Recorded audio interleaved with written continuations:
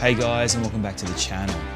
Okay, so today I want to do a video talking about the R5 Mark II. Now, this is a camera that's been highly anticipated with lots of crazy rumors going around, and once it was announced, there was lots of positivity, then there's been some negativity, and the camera's about to go out soon, and so we'll soon be getting some real world feedback. But I just want to give some of my thoughts about why I think this camera is a positive step for Canon users, and some of the key features that I think really make this camera stand out for working professionals and enthusiasts.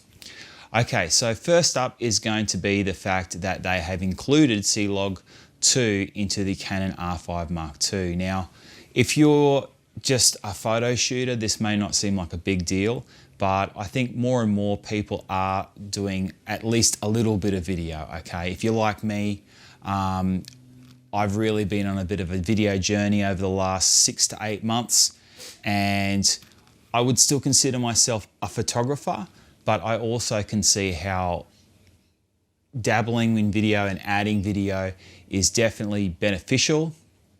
And I think that sort of classifies me as a hybrid shooter. So I wouldn't say that I'm a video-centric shooter, but I'm a hybrid shooter.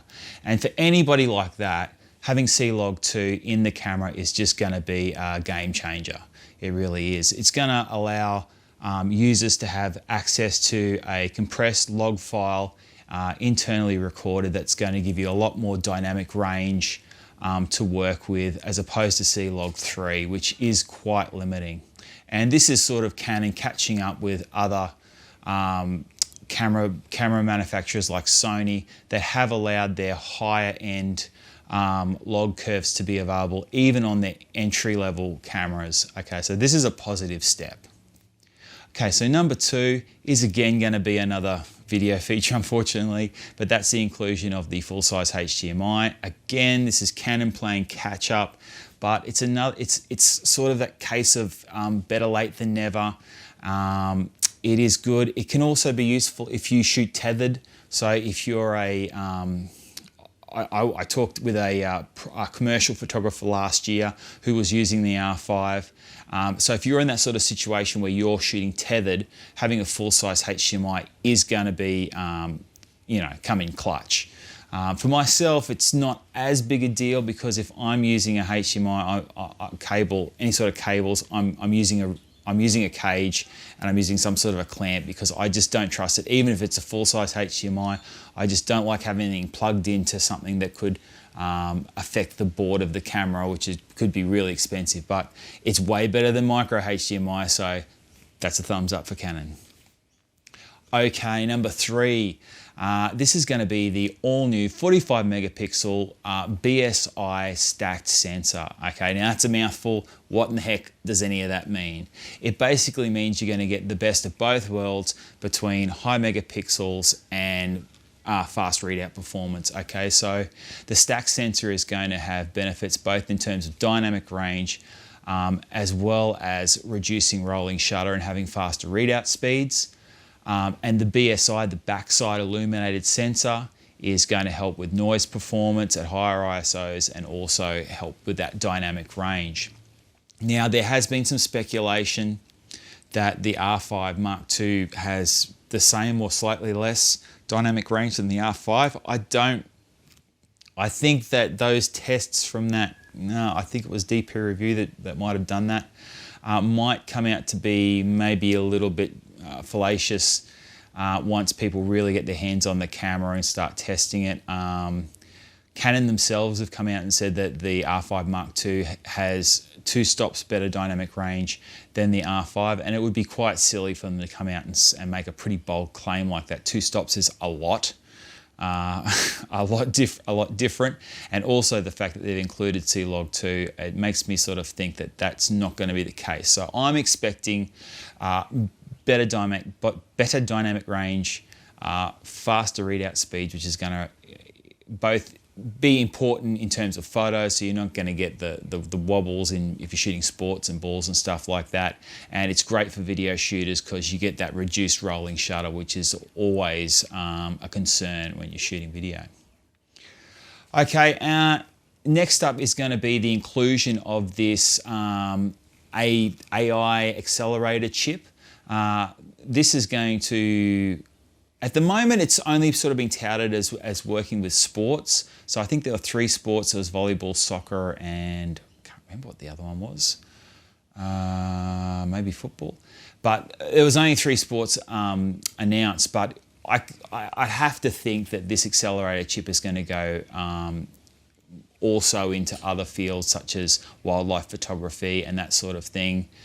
So you're adding more power. Now it still does use a DigX processor, but in combination with the accelerator chip, much like the A7 V has that AI chip added to it, it'll be interesting to see how this is going to bump up autofocus performance. And from the limited tests that the reviewers that got to preview the camera got to do, it sounds like this is a winner and a step forward. Whether it's sort of groundbreaking remains to be seen. But Jared Pollan was very impressed with it, so I mean, and he shoots sports, so he would know. So there you go.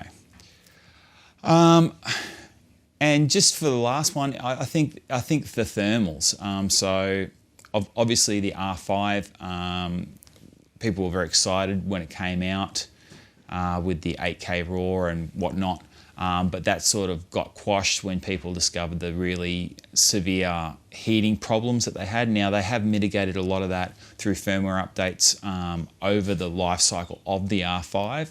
But it's good to see that this R5 Mark II has a slightly improved design where there seems to be airflow that goes behind the screen, and that connects in with the battery group, which you can buy. Of course, you've got to buy it. So that you can force air through that back of the camera. And obviously I believe people like Small Rig and other Ulanzi are going to come out with fan grips or something probably to take advantage of that feature. But it's great to see that Canon is thinking about that, the thermals of the camera, and I predict that there won't be any serious overheating issues with this camera. I think if you're like a hybrid shooter like myself, you're never going to run into any issues. Now, if you're a serious video shooter, that could be a completely different story. But again, this is more of a mirrorless hybrid camera, so it is not specifically aimed at the video audience like something like the R5C is.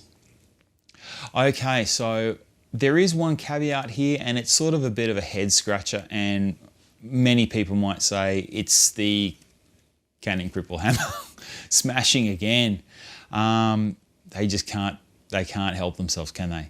But the R5 Mark II does not have internal oversampled 4K 60 frames per second, which is quite weird because my R6 Mark II, which is sitting in my bedroom right now, I'm filming on the R7, but my R6 Mark II has that.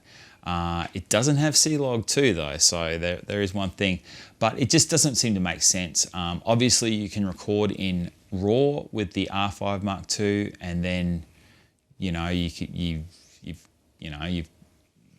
could downsample it from there and then effectively have oversampled footage, but it just doesn't make sense. Clearly the camera is capable of doing it. And it's just another one of those things where people sort of scratch their heads and go, don't really understand. It's something that, it's a feature that I think most people want now in a camera, especially a camera in this price bracket. It doesn't make sense when other cameras like the R8 also can do oversampled 60 frames per second in 4K. So it's a bit of a head scratcher. Some people have said that this might be fixed with a firmware update. Could be. Canon's funny about things like this, and sometimes, especially with their purely mirrorless cameras,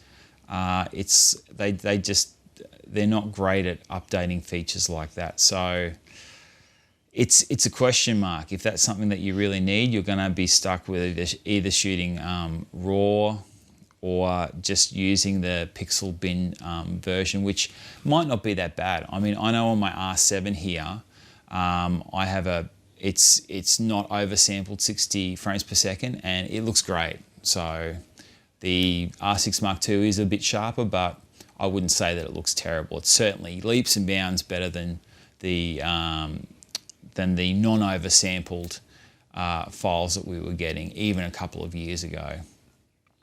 All right, guys, this is a quick one from me. I've been pretty quiet on the R5 Mark II. I didn't bring out any videos talking about the rumors and stuff just because I don't like talking about rumors, and there was a lot of craziness and hype around this camera that to me just didn't make a lot of sense.